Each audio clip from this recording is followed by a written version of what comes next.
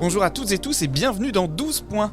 Cet été, on a décidé de vous partager les chroniques de la saison 1 du podcast. Et tous les vendredis, c'est la chronique What the fuck. Alors, on ne perd pas de temps, on commence tout de suite. Et voici le tout premier extrait.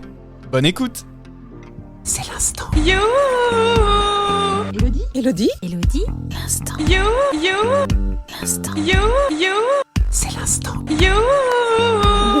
Gossuin. C'est l'instant Elodie Gossuin. Alors l'instant Elodie Gossuin, qu'est-ce que c'est, Vincent ? Nous rappelons que c'est une chronique qui sera régulière dans notre émission, et que vous retrouverez avec plaisir, je l'espère, à chaque épisode. Et Vincent, peux-tu nous en dire plus sur le pourquoi du comment de cette chronique ? Mais bien sûr Thomas, bien sûr Quentin. Alors pour tout vous expliquer, chers auditeurs et auditrices, l'instant Elodie Gossuin, qu'est-ce que c'est ? C'est tout simplement ces moments à l'Eurovision, et Dieu sait qu'ils sont nombreux, ces moments what the fuck. Ces moments incongrus, gênants, sortis de nulle part qui nous font dire, comme l'a si bien fait Marianne James après le You d'Elodie Gossuin. Ah, Elodie Gossuin, en Bonsoir, direct de la Elodie. Tour Eiffel. You. Hello Petra. Bonsoir Nance. Mais Good pourquoi evening Europe. Mais pourquoi ? Mais oui, c'est ça, mais pourquoi ? Et alors donc, pour lancer ce premier instant Elodie Gossuin, j'ai décidé de vous parler d'un des moments les plus what the fuck de l'Eurovision parce qu'il compile à lui tout seul une somme incommensurable de moments what the fuck. J'ai bien sûr nommé le fameux Love Love Peace Peace.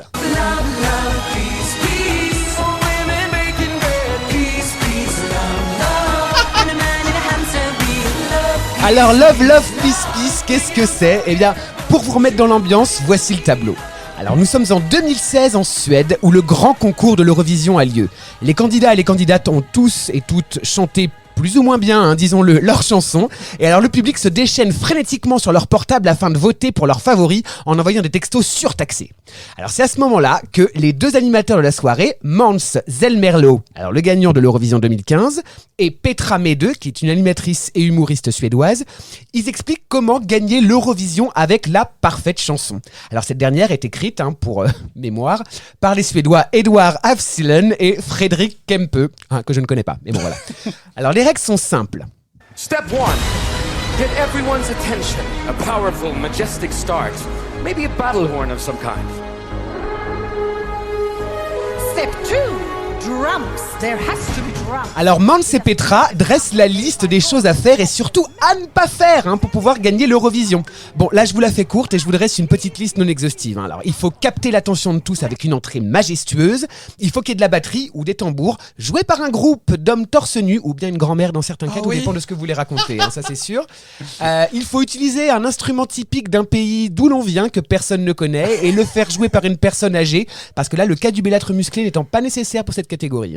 Ensuite, il y a les costumes, les violons, la note tenue, le changement de tonalité. Alors, j'en passe pour arriver aux paroles. Alors, quels sont les mots qui marchent bien ? On se demande. Alors, love, l'amour, ça marche bien. Peace, la paix, ça marche bien aussi. On va tout de même pas chanter sur la guerre. À quoi que ABBA avait bien cartonné avec Waterloo. Mais il me semble qu'on a eu une chanson sur la guerre en France et ça n'a pas vraiment marché non plus. Et donc du coup, voici la recette de Love Love Peace Peace, la chanson gagnante par excellence afin de remporter l'Eurovision.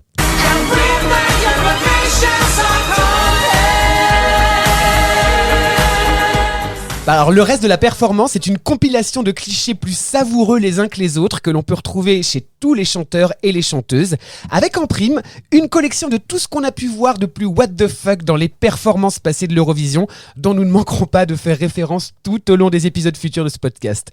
Et alors maintenant que les Suédois, qui ont quand même le plus de victoires à leur actif, maintenant que les Suédois nous ont donné la recette, dites la France, quand est-ce qu'on gagne ?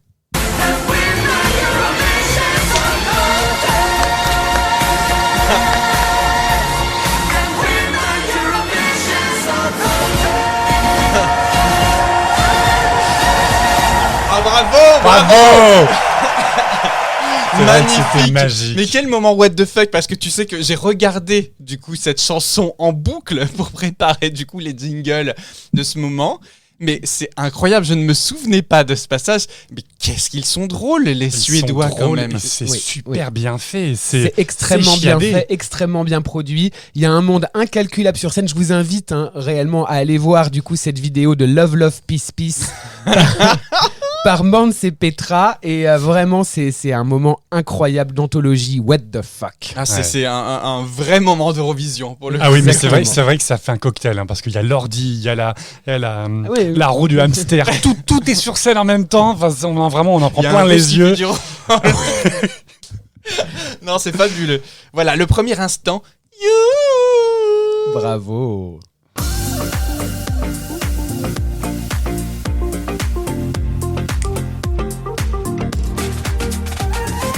Cette chronique était issue du premier épisode de la saison 1 de 12 points qui évoque les origines de l'Eurovision. Alors on espère qu'elle vous a plu et on ne peut que vous inviter à venir nous écouter encore et encore. On se retrouve dès la semaine prochaine pour des nouveaux extraits de la saison 1. En attendant, on compte sur vous, sur les réseaux et les applis de podcast. À très bientôt.